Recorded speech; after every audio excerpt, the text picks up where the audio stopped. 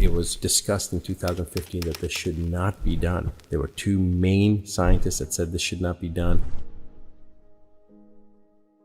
The virus is not a naturally occurring phenomena.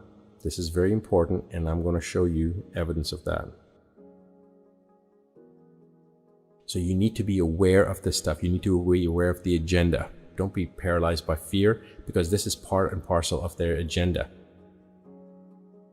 It's been labeled as a bioweapon by some people, and of course the media, says that that's conspiracy theory, but let's look at the actual configuration of what this virus, what COVID-19 is. So the first thing is I want to say that this wasn't because people were eating bat soup, okay? Or transferred from snakes or sloths or whatever they said. The virus is not a naturally occurring phenomena.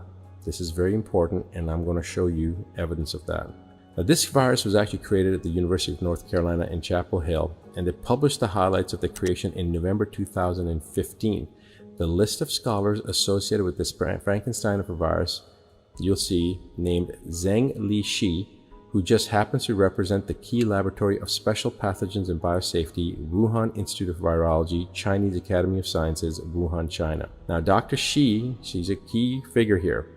In 2014, Dr. Shi was the recipient of a number of U.S. government grants, as well as grants from the National Basics Research Program of China, the Chinese Academy of Science, the National Natural Science Foundation of China, and from the Strategic Priority Research Program of Chinese Academy of Sciences to assist in funding research into coronaviruses. Now, this is, remember, 2015. The U.S. government paid Dr. Shi and the Chinese government to fund research into coronaviruses.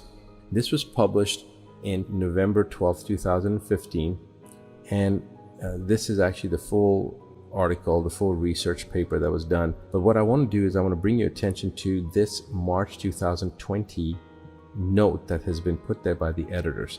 And I want to read that first, then I'm going to go through the study, and then I want you to decide what this really means. So the editor's note before we start says, "We are aware that this story is being used as a basis of unverified theories that the novel coronavirus causing COVID-19 was engineered.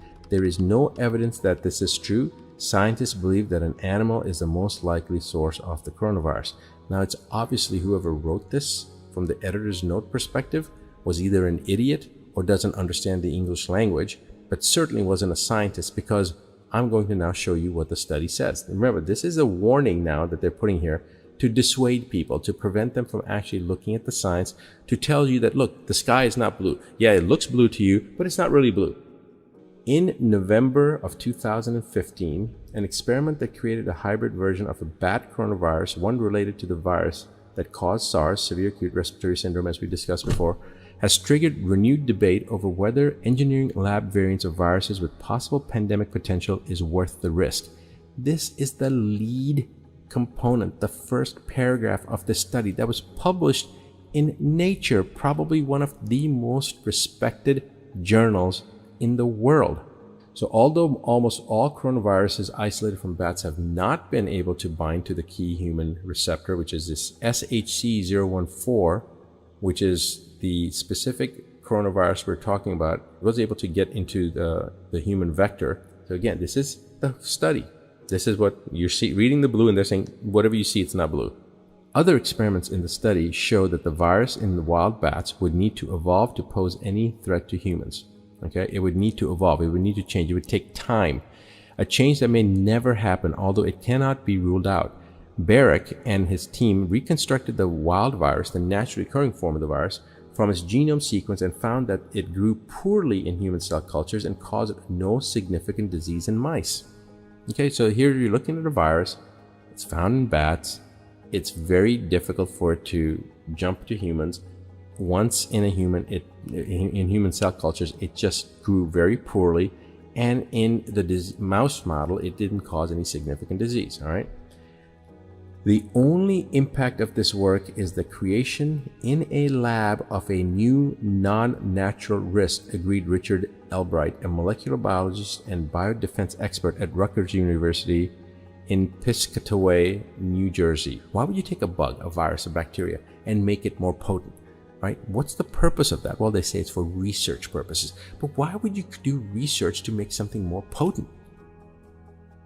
We absolutely must resist government run amok taking advantage of a crisis. This is how your liberty dies. Stand up, America, and resist. Department of Justice seeks new emergency powers amid coronavirus pandemic. This is the issue. This is what we need to be afraid of, that they're going to use this false flag type of event, hype it up to take away more rights, more freedoms, and create mandatory actions that people have to do, from quarantine to even more sinister things that are coming down the pipeline. So you need to be aware of this stuff. You need to be aware of the agenda. All right. Don't be paralyzed by fear, because this is part and parcel of their agenda. The virus is a self-limiting virus. It seems to burn through. If your immune system is intact, it's not going to affect you. And if it does, it's going to be very, very transient. 24, 48 hours, most people get better.